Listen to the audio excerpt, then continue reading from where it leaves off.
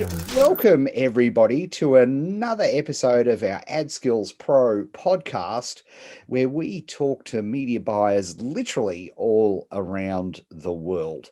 And today I'm particularly excited to be speaking to Mony Chhim.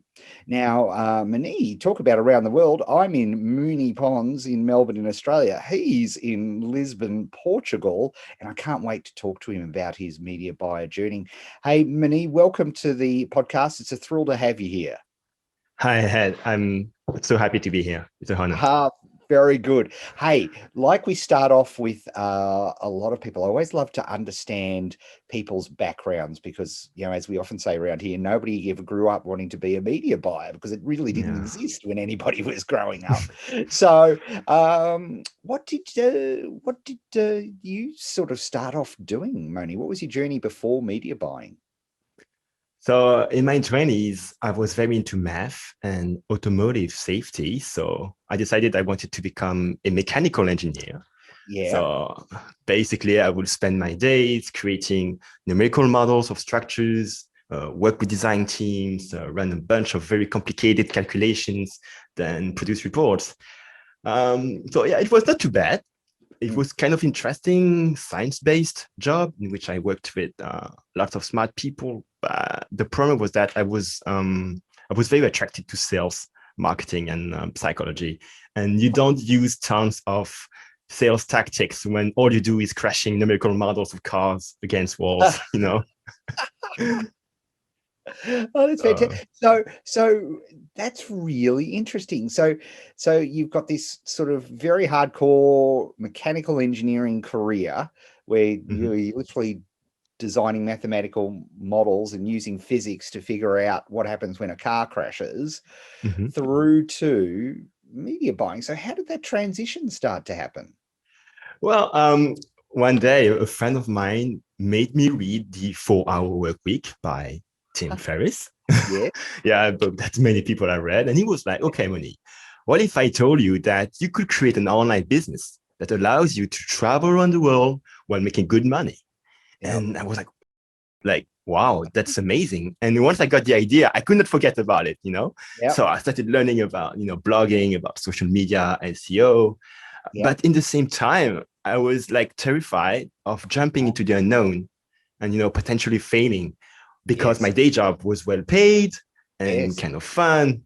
So, I would just learn and dream about online business, but not taking action, But fast forward a few years, I decided to make the jump. So I quit my comfortable job and I started working at a startup to do SEO, content marketing, and social media. After a few months, I joined a fast-paced digital marketing agency in an entry-level position. So I took a huge pay cut compared to what I earned in my previous job as an engineer, but that was worth it. I learned so much, and I fell in love with paid traffic, PPC.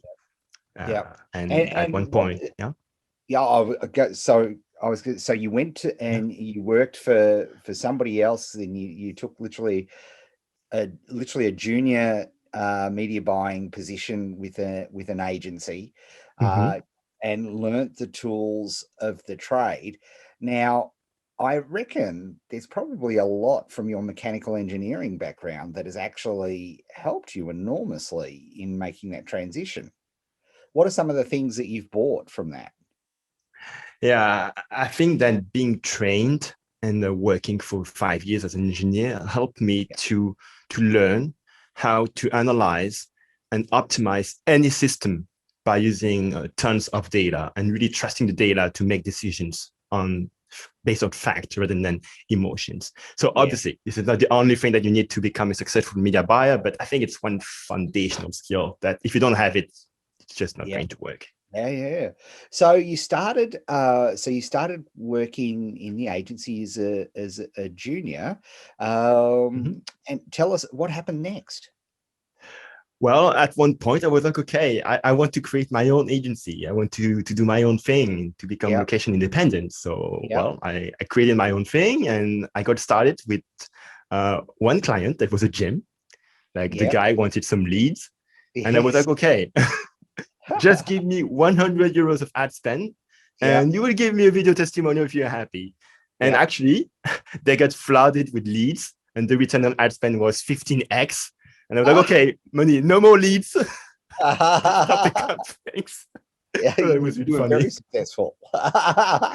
Hey, tell me, it was this all in Lisbon? Was this did you sort of grow Mm, up there, or where did you? What was? Did you? actually not.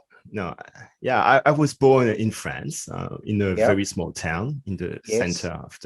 of the country, Yep. and I went to Lisbon after creating my online agency. Ah, interesting. Yeah. Because I remember you mentioning about, you just wanted to work from anywhere, or you wanted to, that's one of the things that you liked. And I thought, oh, this is a really cool spot. Hey, Exactly. so okay, so you had your first client, your gym client, gave you confidence. Yeah. That's fantastic. So what about your first paid gig? Well, after that, I worked with lots of different clients in a dozen of different niches, Yeah, B2C, B2B, e-com, lead gen. yeah, The first pay gig was with the real estate agency. yeah, So yeah, yeah. that was yeah, And that how did was kind you, of fun. Yeah. now I'm interested because, right, mechanical, like it's interesting. Like it's very rare to have engineers who are also very interested in sales and marketing. Like it's a usually they don't really meet. How did you Yeah. find actually getting clients? How did you actually go about selling clients? How did you find them in the first place? Mm. Um, I was kind of good at making friends and building my network. So basically, I will go to lots of meetups. I will do some presentations, meet tons of people, try to give as much value as possible. Yes. So I Yep. will build this network while I was Yep. still working as in a day job as an agency. So that when I ventured out in my own, I already Yep. had a strong network that I could use to get some clients.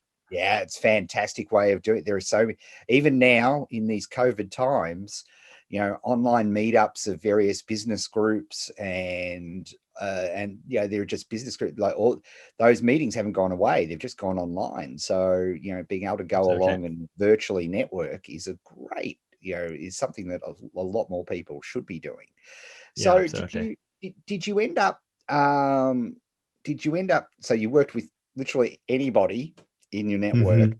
Did you end up Yeah. going into a specialized area, or did you who are you working with now? Who do you really enjoy working with? Yeah. So actually, I stumbled upon B2B manufacturing companies, and I found out that I was a really good fit for them because with my background in mechanical engineering, I will Exactly. talk the same, technical Yeah. language. So Yes. I found out it was very easy. It was quite easy for me to produce really good results for them.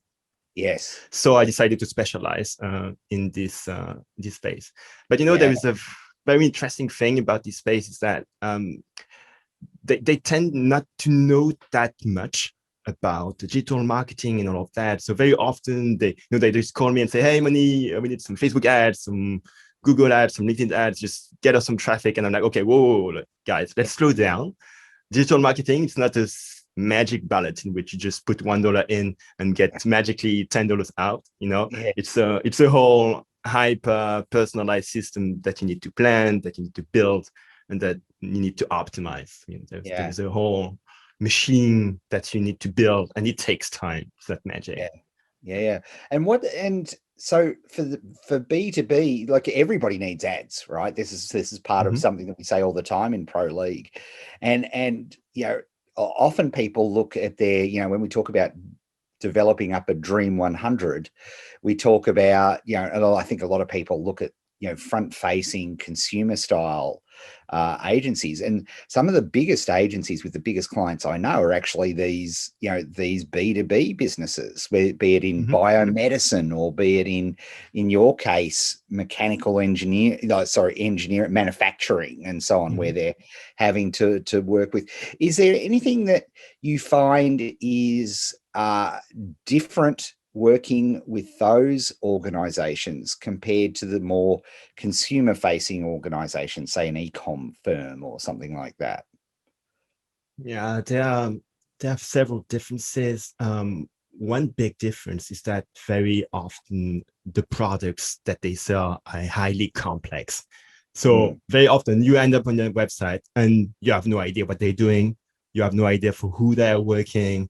So they tend to have difficulty really um, putting themselves in the shoes of the consumer, of the B2B buyer, and yeah. really to, well, to exactly write the message that will make them feel like they understand their needs, their problems, and that they have the perfect solution for them. So that's the first thing.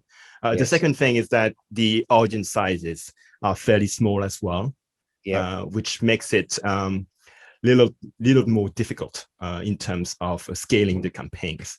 So you Mm, really need to be super multi-channel. Otherwise, it's very difficult to yep. get sufficient amount of leads. Yeah. And does it, like, because the small, because in some ways they, like, I don't know, they probably don't speak in terms of Dream 100s, but I'd imagine Mhm.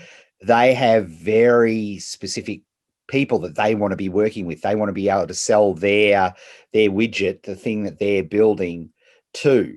So given that that's the case, what is there a particular technique or something that you the sort of a go-to strategy? Like if I come to you and there's, because I imagine some of them, there may be 300 customers in the world that wants this particular widget. So Mhm. is there a particular go-to strategy so you make sure you are getting their widget in front of those 300 people? Yeah, exactly. Well, this is what you call the ABM, account-based marketing, in which Yeah. you really going after extremely specific accounts. And yeah, you can well, basically you need to get started by building a very solid go-to-market plan, in which, okay, we're going to define exactly what's your ideal client profile. You're going to interview 5 or 10 of them to really understand the pain points, what they want, what they need, capture their words, so that you're going to be able to build the right messaging, the right positioning, and to push the right offers in front of them. And once you know also where these people hang out online and which kind of content they consume and all of that, you can define the channels that you're going to use to Mm, address them. So obviously you can use offline methods, so like direct mail, very focused. Even some people do cold calling, but in terms of online marketing, what I like to do is to leverage, well, ABM on LinkedIn, paid advertising. So basically, you're going to distribute content, a high variation of content to those target accounts. So you're like, okay, I want to sell to Microsoft and to Apple, and for mm, example, mhm. and I want to show my ads to all of the, let's say, marketing executives in these companies, and I'm going to show exactly those ads to those people. Yeah. And obviously, I will not bombard them with the same ad all the time. You're going to distribute them um, all the pieces of content that they need to know a lot about what you have to offer and how you can help them and how you can educate them. Yeah.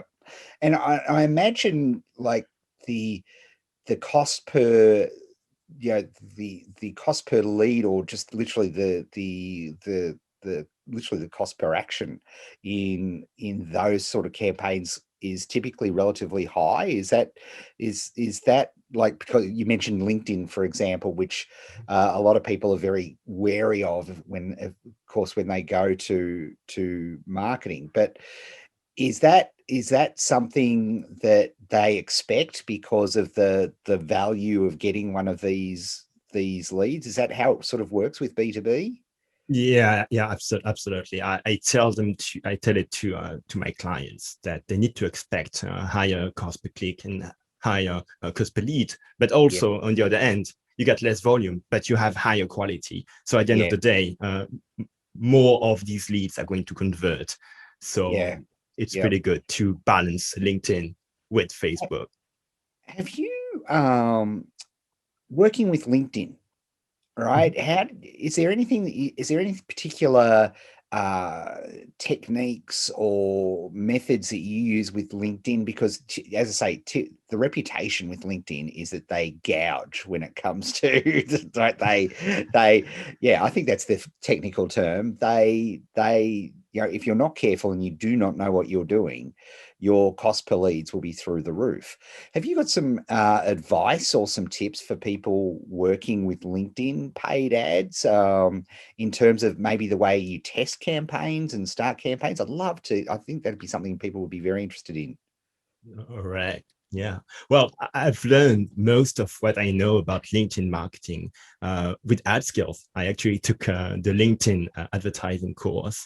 Um, that really taught me a lot. And hmm, the biggest levers, in my opinion, first of all, it's using the right type of campaign.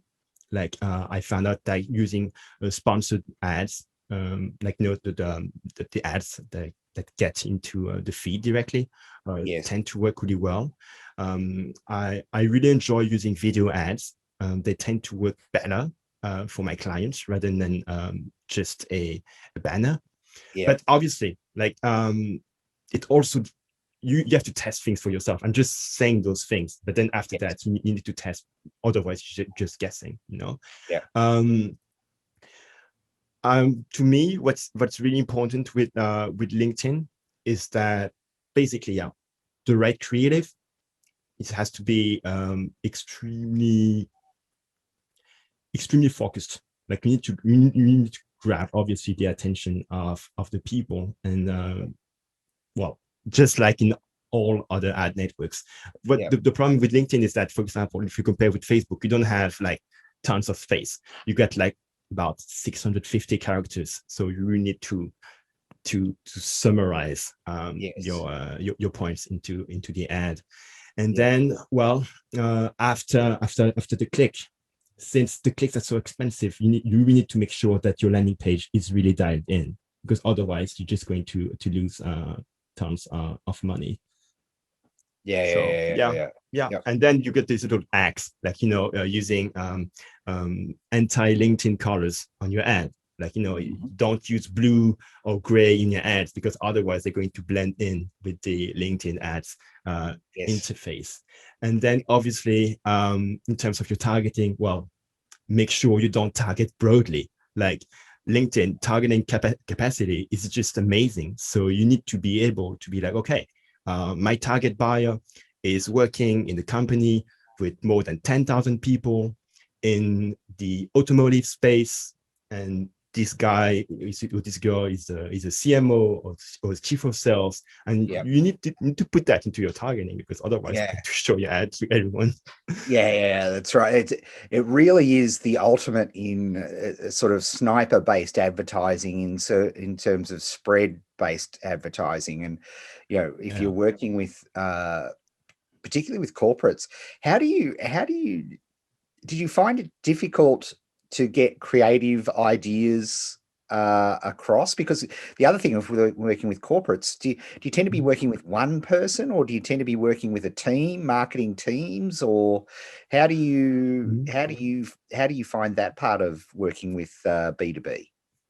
Well, I work with B2B marketing companies that tend to make about 10 million a year. So they don't have huge teams. So normally Yeah. I'm facing the marketing person. So it's not Right. that hard to, Yeah, you so know. you don't have because I know some of our pro leaguers who are working with corporates. One of the challenges is getting creative approved and getting 'cause it has to go through layers of people. So sometimes it can be there has to be a little bit of a patience Yeah. in the organizing system. So, but yeah, at that level, so you've sort of nailed in you sort of targeting and size that you work brilliantly with. So that's Mhm. that is fantastic. Is there looking ahead, I've been asking people this because we're about to enter a very fascinating, that's a nice way of putting it, time in advertising. There are a lot of changes with the iOS changes, and I think Facebook and Google using those opportunities. LinkedIn, I don't think as much, but what if you look at 2021 and the rest of 2021 and looking out ahead, uh, what do you see as the big opportunities and the areas that are looking really interesting to you in terms of advertising? Yeah.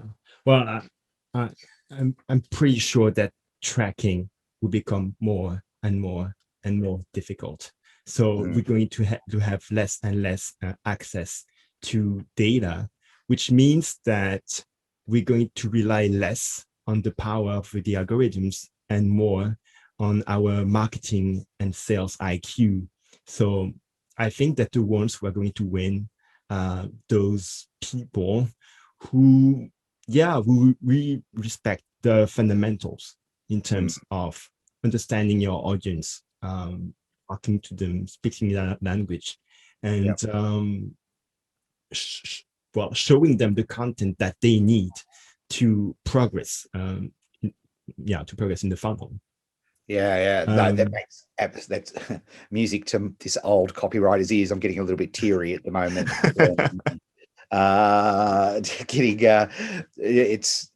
But you're absolutely right, and that's where like your background as a mechanical engineer and working with those being able to talk the language of the market, of the buyer, and knowing your clients' customers better than they do, which is something we talk about a lot here in Pro League, becomes vital in that terms. So in terms of because hey, you're a mechanical engineer, in terms of tracking and analysis, campaign and analysis and so on, I have you transitioned to like a third-party tracking system or tool, or are you still using first-party tracking tools? Have you got a particular go-to that you enjoy using, or what's your approach now that with all of these changes? Well, at the moment, I'm still using the first-party tracker, but I'm just trying to see all the different sorry.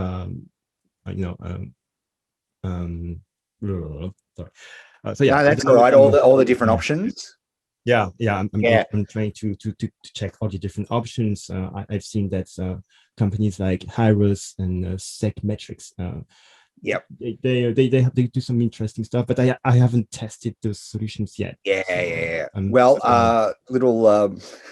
Little commercial break. I'm not sure by the time people see this, probably the event will have happened, but we've got some really cool coming up in AdSkills Pro League, some really good tracking and conversion. We've actually got a traffic and conversion workshop. May have already happened by the time you all hear this, but I'm sure it'll be the recordings will be available for anybody.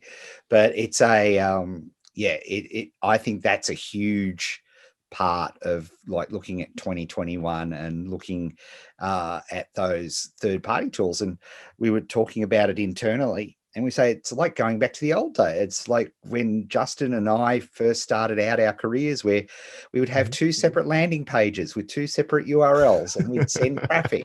We'd have two ads, and the ads would go to each one, and it's old school. And that importance of the getting the email. And actually, that's an interesting question, which I don't know the answer to. And is there an emphasis in the manufacturing in getting that contact, getting that email?